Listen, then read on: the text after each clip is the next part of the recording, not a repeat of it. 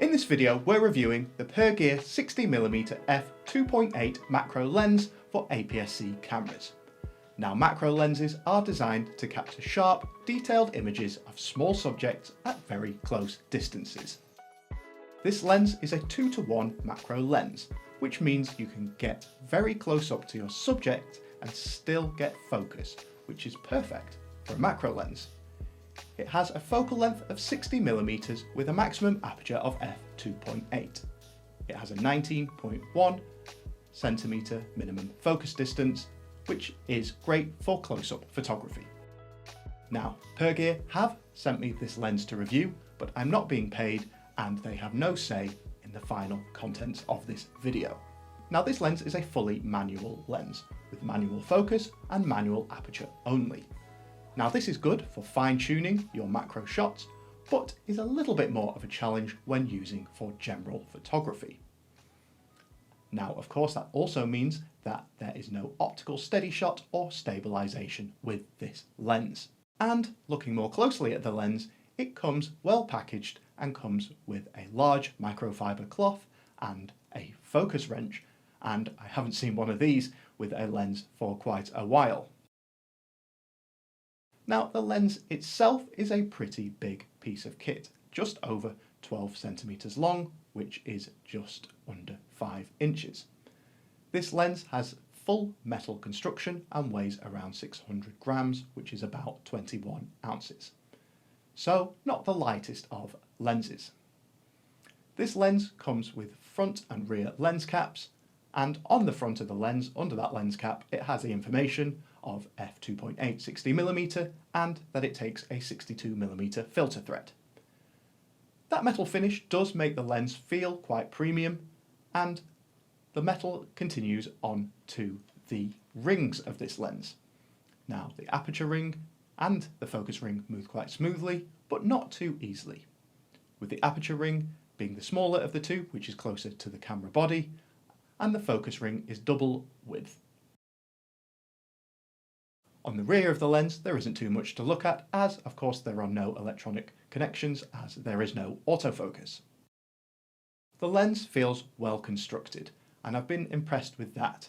But what about the image quality? Well, of course, the main use case for this lens is macro photography. And getting used to the focusing can be tricky at first, but once you get the hang of it, you can get very detailed extreme close-ups.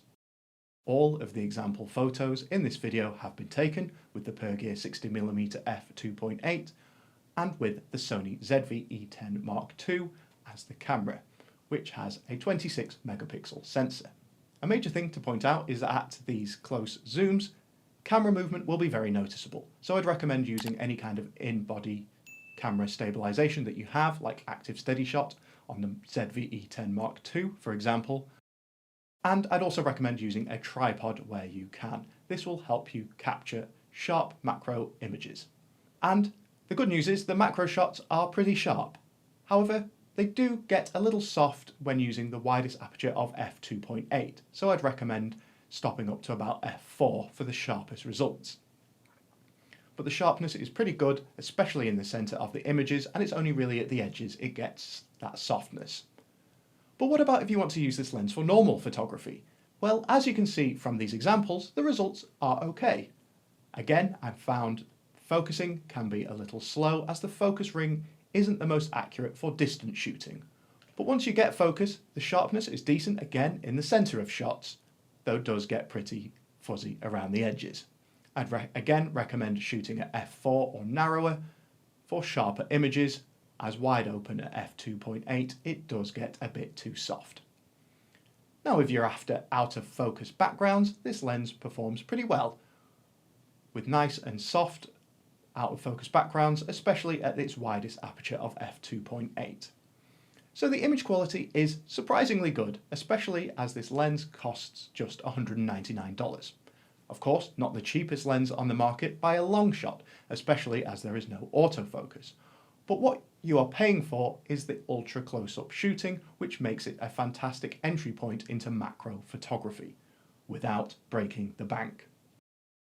If you want to pick up one of these lenses, links will be in the description.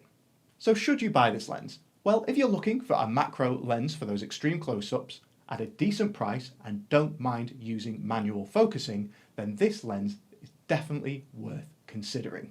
The image quality is sharp enough for the price that you are paying, and you get very impressive looking extreme close-up photography.